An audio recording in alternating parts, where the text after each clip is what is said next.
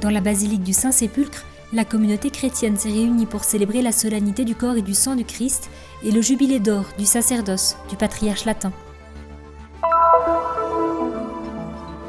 À Jérusalem a été célébré le premier anniversaire de la béatification de Monseigneur Oscar Arnulfo Romero. L'archevêque de San Salvador a été tué en martyr en 1980.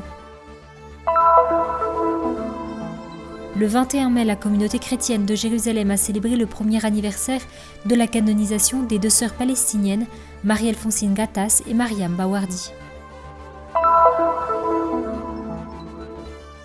Retour sur la dévotion mariale des chrétiens de Terre Sainte, à la découverte des différentes appellations et des nombreuses festivités dédiées à la Mère de Jésus. L'histoire d'amitié du collectif des femmes africaines réfugiées à Tel Aviv, un lieu où, en tissant des paniers, des corbeilles et des tapis, l'espérance renaît.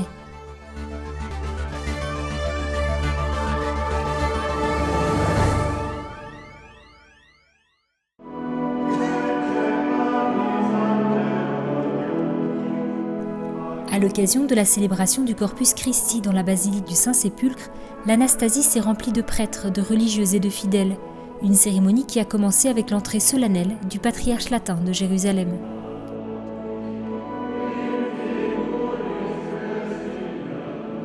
La veille, le patriarche a récité les premières vêpres et s'est rendu en procession à l'intérieur de la basilique aux côtés de la communauté franciscaine et des fidèles de Terre Sainte.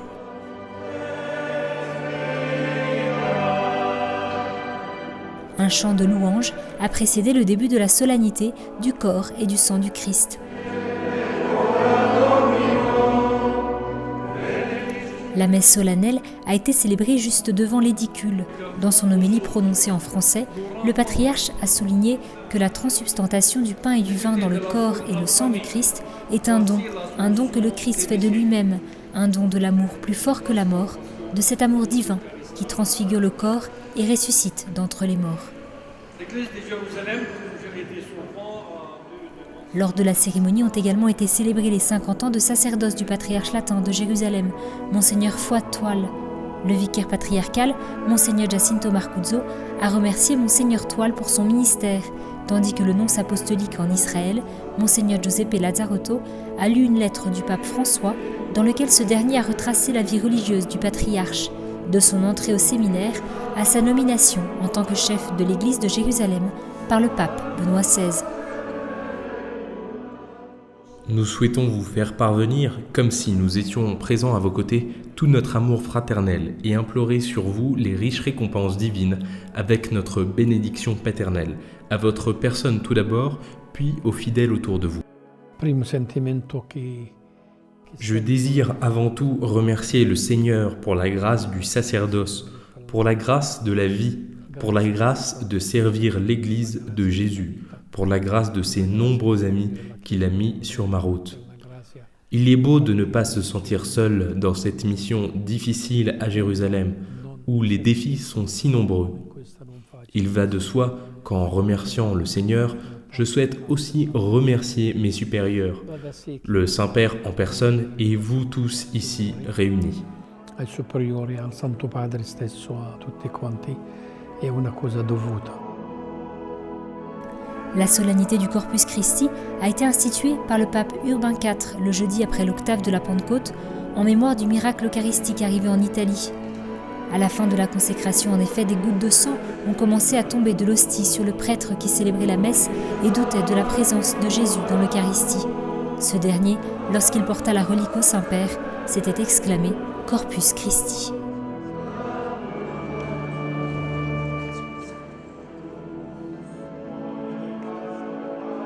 Après la messe, la procession avec le Saint-Sacrement a tourné autour de l'édicule et de la pierre de l'onction, un moment à travers lequel s'est exprimée la foi et l'amour des fidèles pour Jésus, pour ce lieu saint, témoin de la résurrection du Christ vivant et présent dans l'Eucharistie. Les rites de conclusion ont vu le patriarche d'abord entrer à l'intérieur de la tombe et après l'avoir encensé, ce dernier s'est dirigé vers la chapelle de la rencontre, où il a donné 3 bénédictions solennelles. Ce fut tout simplement incroyable d'être ici avec le patriarche et de voir le corps du Christ ici dans la tombe, le lieu où Jésus a été crucifié et ressuscité, et de voir combien de personnes de différentes nations et langues sont venues pour adorer le corps et le sang du Christ et reconnaître la présence de Jésus ici au cœur de l'Église. Je suis arrivé à voir combien l'Église est vivante, belle et dynamique. Je n'oublierai jamais ce moment qui a vraiment été une bénédiction. It's truly a blessing.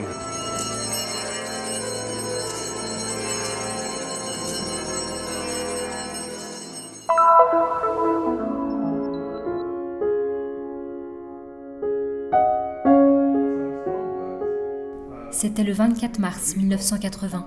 Monseigneur Oscar Arnulfo Romero célébrait la messe à San Salvador, ville d'Amérique latine dont il était l'archevêque, lorsqu'un sniper partisan de la dictature militaire du gouvernement est entré dans l'église et lui a tiré dessus, lui donnant la mort. 35 ans plus tard a eu lieu sa béatification. Lundi 23 mai, à l'occasion du premier anniversaire de sa béatification, l'ambassade d'El Salvador et l'Assemblée des ordinaires catholiques de Terre Sainte ont fait mémoire du martyr au monastère de Saint-Sauveur, dans la vieille ville de Jérusalem. Oscar Romero était une voix, faible mais forte. Faible parce qu'il n'avait ni pouvoir militaire, ni force économique.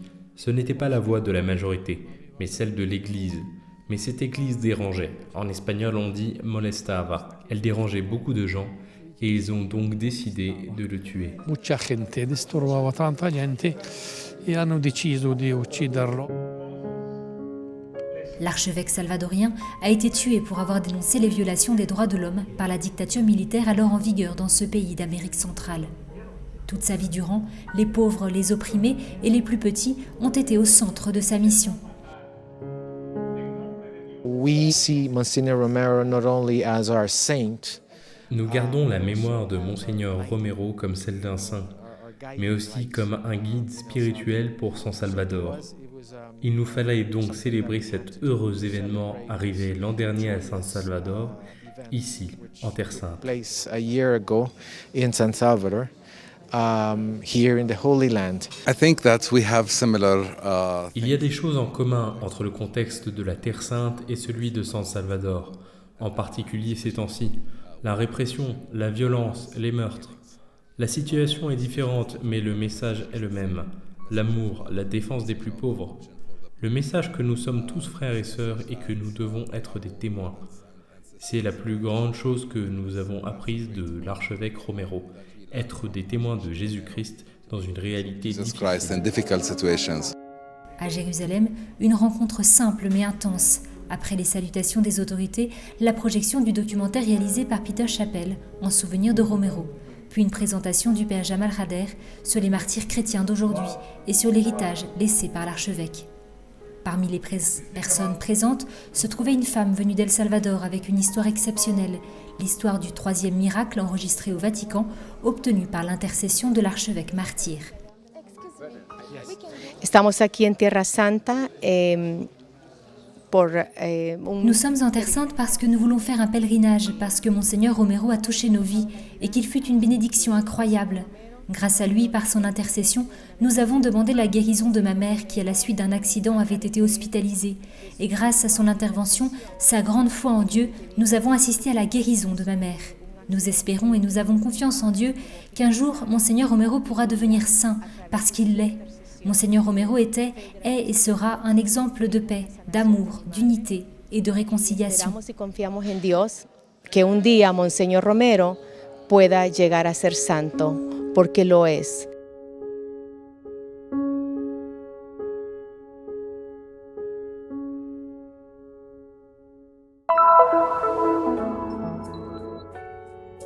L'église de Terre Sainte, en fête, au couvent de Mamila à Jérusalem, a été célébré un anniversaire important pour lequel sont venus nombreux chrétiens locaux, prêtres et étudiants.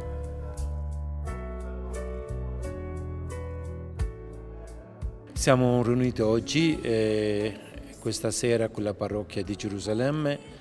Nous sommes réunis avec la paroisse de Jérusalem et les Sœurs du Rosaire à Jérusalem pour célébrer la première année de la canonisation de notre nouvelle sainte de Jérusalem, Marie-Alphonsine Ratas, et aussi de sa sœur Mariam Bawardi de la Croix. Anche la sua sorella Mariam della Croce, Mariam Bawardi. Il y a exactement un an, le 17 mai 2015, le pape François proclamait place Saint-Pierre au Vatican la canonisation des deux sœurs, fondatrices respectivement du Carmel de Bethléem et de la Congrégation des Sœurs du Rosaire de Jérusalem. À cette occasion, des milliers de fidèles étaient venus spécialement de Terre Sainte pour célébrer les deux premières saintes palestiniennes des temps modernes. Mariam Alfonsina Danil Gatas et Mariam a Jesu Crucifixo Bawadri. Le 21 mai, à travers une procession avec les reliques des saintes, la récitation d'un chapelet et la célébration de la Sainte Messe, ainsi qu'un temps de célébration, les fidèles ont fait mémoire des deux femmes, rendant plus vivant encore l'héritage spirituel qu'elles ont laissé.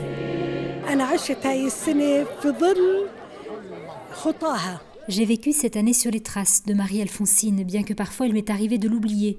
J'essaie de vivre comme elle a vécu et de répandre son message auprès des autres.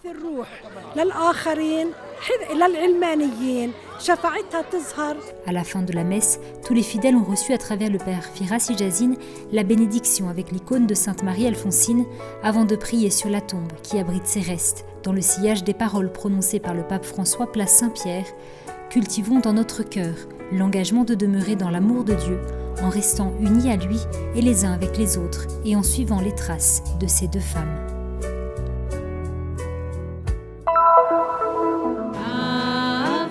En Terre Sainte, la dévotion mariale est intense et prend des noms différents. Notre-Dame, reine de Palestine, du Mont Carmel, de Nazareth ou de Valeur. Des appellations d'origine biblique ou issues de la tradition populaire, des noms par lesquels les fidèles peuvent se tourner vers la mère de Jésus, faisant mémoire des épisodes de l'Évangile ou de l'intervention de Marie lors de moments historiques déterminants. Le père Frédéric Mans, docteur de l'écriture sainte au Studium Biblicum Franciscanum, a écrit plusieurs livres à ce propos en expliquant comment la vie de la mère de Jésus peut être comprise à travers trois sources, l'Ancien Testament, les évangiles apocryphes judéo-chrétiens et le monde juif. Les parents de Marie, Joachim et Anne, étaient stériles et pour cette raison vivaient dans l'humiliation vis-à-vis de leurs proches et de leur entourage. Mais quand l'ange leur apparut dans le désert, il dit à Joachim « Rentre chez toi, unis-toi à ta femme et vous aurez une fille. » Selon un évangile apocryphe, le lieu de naissance de Marie se trouve à l'endroit où s'élève aujourd'hui l'église Sainte-Anne, dans la vieille ville de Jérusalem, près de l'ancienne piscine de Bethesda, où a eu lieu la guérison du paralytique. Son père Joachim était un prêtre du temple, et c'est ici que probablement la famille a vécu pendant toute l'enfance de Marie.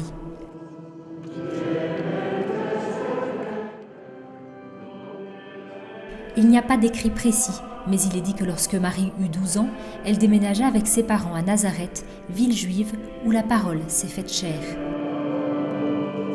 Marie, comme toutes les femmes juives, se réveillait le matin en disant une bénédiction « Béni sois-tu, toi qui m'as créé selon ta volonté ».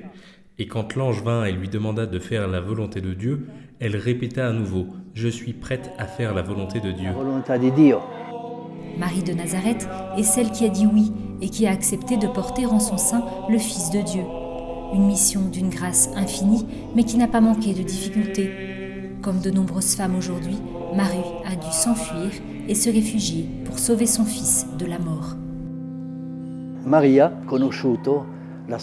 connu le sort des migrants. Aujourd'hui, ils sont si nombreux. Joseph a eu l'apparition d'un ange qui lui dit « Quittez cette terre et allez en Égypte, car Hérode veut tuer l'enfant. » Marie, femme de valeur, tel est le nom donné à la Vierge par la communauté catholique d'expression hébraïque dans le centre pastoral de Tel Aviv, qui aide les immigrants à avoir une vie plus digne.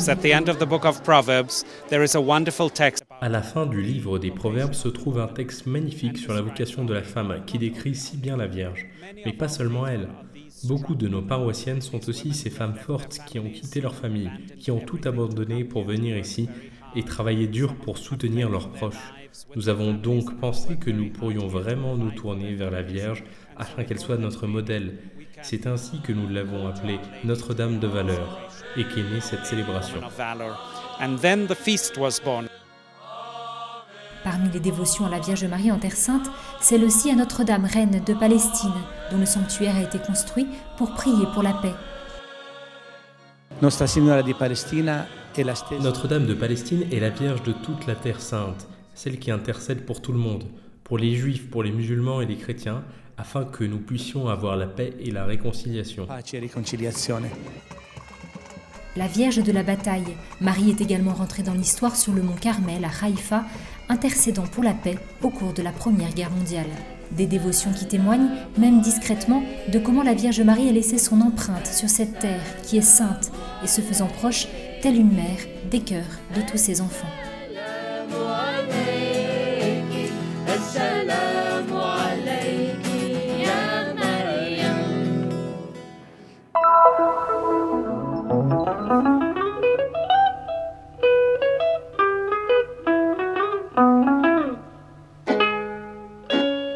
En tissant de longues bandes de couleurs en tissu recyclé provenant des usines locales pour créer des paniers, des corbeilles et des tapis colorés, ces femmes se sentent chez elles. Voilà ce qui arrive chaque semaine dans un ancien entrepôt de Tel Aviv, dans le quartier de Shapira, où vivent 8000 migrants et réfugiés. Le projet est appelé Kuchinate, qui signifie en tigrinya, la langue parlée en Érythrée et en Éthiopie, crochet. Une activité qui occupe de nombreuses femmes africaines, réfugiées en Israël.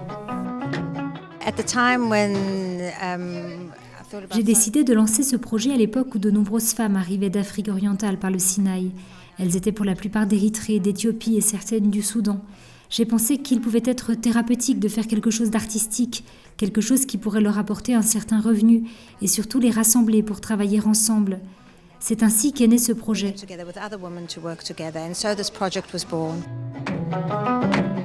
Grâce à la collaboration de l'ONG ARTS, African Refugee Therapeutic Services, fondée entre autres par le Haut Commissariat des Nations Unies pour les réfugiés et par les Sœurs comboniennes, environ 45 femmes sont impliquées dans le collectif. Toutes portent avec elles une histoire dramatique, des enfants souvent avec des handicaps ou des maladies, un passé marqué par les abus et la violence subie dans le Sinaï où beaucoup d'entre elles ont été séquestrées pendant des mois. C'est le cas de Soumrat, femme érythréenne, mère de 2 enfants. Vivre ici est très difficile, mais je suis chrétienne. Je crois en Dieu et ma souffrance a du sens grâce à ma foi en Dieu. J'ai dû quitter mon pays parce que je suis chrétienne pentecôtiste et que là-bas je ne pouvais pas vivre ma foi. Après m'être enfuie, j'ai été enlevée avec mon fils pendant 4 mois par les Bédouins dans le Sinaï. J'ai payé $35,000 et j'ai pu ensuite entrer en Israël. Puis ma fille, que j'ai dû laisser en Érythrée, était gravement malade et moi, à cause de sa souffrance, je suis tombée dans une grande dépression. Maintenant, je ne peux pas travailler dur, mais la seule grâce et l'aide que je trouve est ici, dans cette maison, ce travail.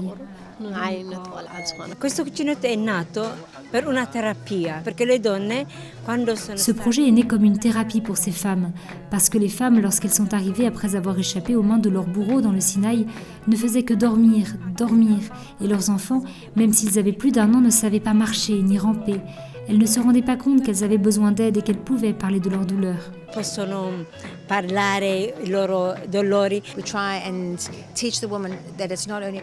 Nous essayons d'enseigner aux femmes qu'il ne s'agit pas seulement de tresser ces paniers, mais qu'il y a d'autres enjeux, faire des affaires, du marketing, des ventes, de permettre à ces femmes de devenir personnellement responsables de toutes les étapes du projet. Mais surtout, c'est l'invisible qui devient visible. C'est dire « oui, je suis là, je suis une femme réfugiée venue d'Érythrée, je suis plus que ce que vous lisez dans les journaux ou que ce que dit le gouvernement. »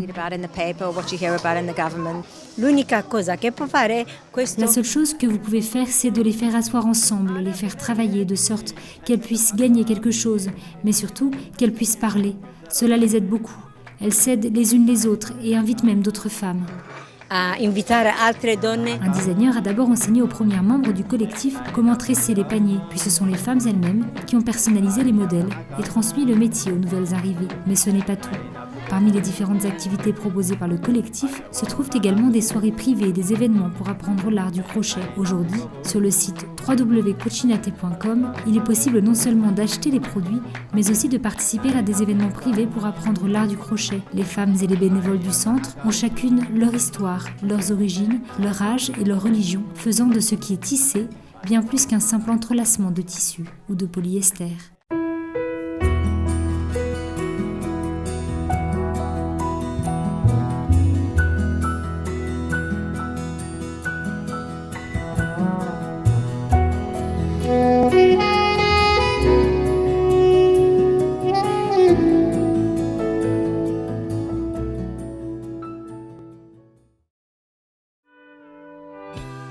Le Terra Santa News est une production du Christian Media Center situé à Jérusalem, en Terre Sainte.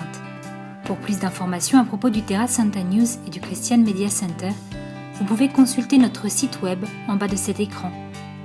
Vous serez également en mesure de souscrire à notre newsletter, d'apprécier des vidéos en direct de la Terre Sainte, ainsi que de visiter nos pages Facebook et YouTube et nous suivre sur Twitter.